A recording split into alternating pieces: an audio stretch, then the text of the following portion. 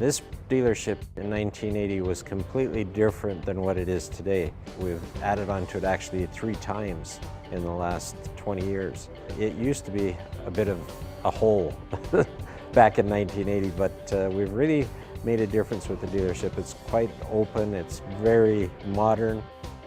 Kaizen Automotive Group consists of 7 different dealerships, of which 2 are top volume for Canada for their respective brands. Kaizen Automotive Group goes back to the term Kaizen, which is all about continuous improvement. And that's really the baseline for everything that we do.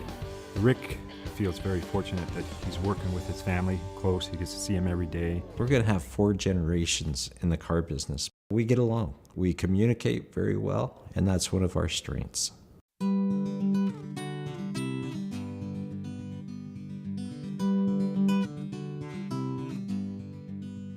He was just a little farm boy from Raymond. When he was little, he would have to be out on the farm at 4 a.m. Some days he would have to skip school because they were harvesting around the clock. Had to walk to school both ways uphill, 9 feet of snow and this and all the rest of it. There's not a lot to do in a small town. I think 2,500 was the tally at the time. In the town of Raymond, I met my wife in the back of a pickup truck. We were driving down Main Street, throwing water balloons at people. I think she got me with a water balloon or something. It was love.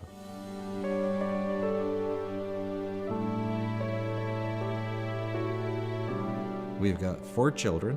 Kristen is our oldest, Carla our second, and then Jeffrey and Kyle. I want to call them kids, but they're not kids because they know as much about the business now as I do.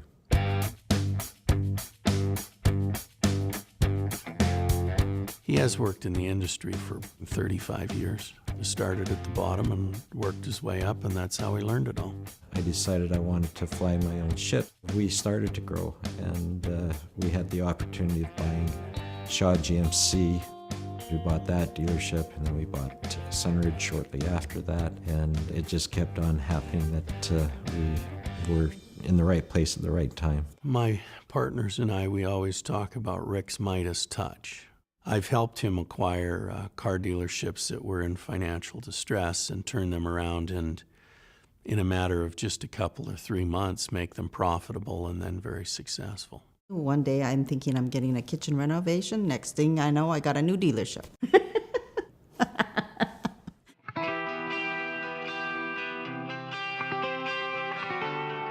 My children started very young working with me because I didn't want them to go to 7-Eleven and waste their day there. So I had them come into the dealership starting, I think it was about 10 years old.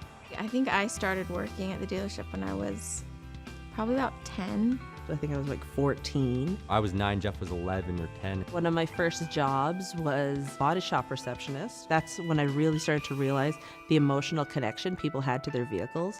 Learning that lesson at 14 and being in the business today, you treat people differently because of that understanding. I have done everything from reception to filing and accounting. I was a lot attendant one summer. I painted all the fences and posts and trim for CMP. I went up to CMP with my brother and we started dusting these parts shelves. We started on the bottom and then we had to go to the top. And then when we got to the top, the parts manager came up to us and said, well, you got to do the bottom again because you guys dusted all the dust back to the bottom. And we're like, oh, great. I started at $2 an hour, and then I learned that there was minimum wage, and he kept me at $2 an hour.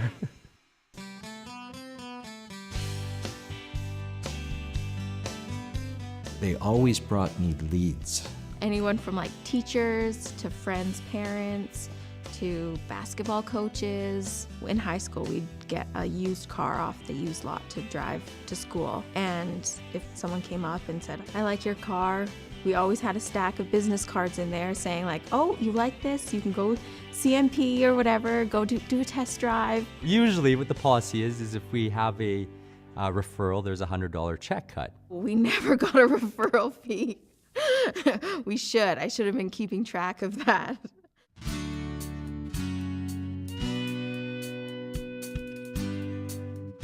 I've been asked the question before, what's it like to work with my children in business? And it's a blessing for me. because I really look forward to working with them. I enjoy going for lunch with them and catching up on different aspects of their life. I told him, you're a success in the automotive business, but for my wife and I, that's not the highest success we see in you. The highest success we see in you is you raised a good family. The future is bright. Our grandson's name is Griffin, but it's Griffin Macchio Clark, and so his initials are GMC. So he's already branded. We're still so tight-knit, and it doesn't seem to matter where you live, on one side of the city or the other. We're still in each other's lives to a degree that is rare at the age that we're at. I was just a farm boy, and I came from the farm, and I didn't come with a lot. And today, with having our family involved in the business, that is a real blessing.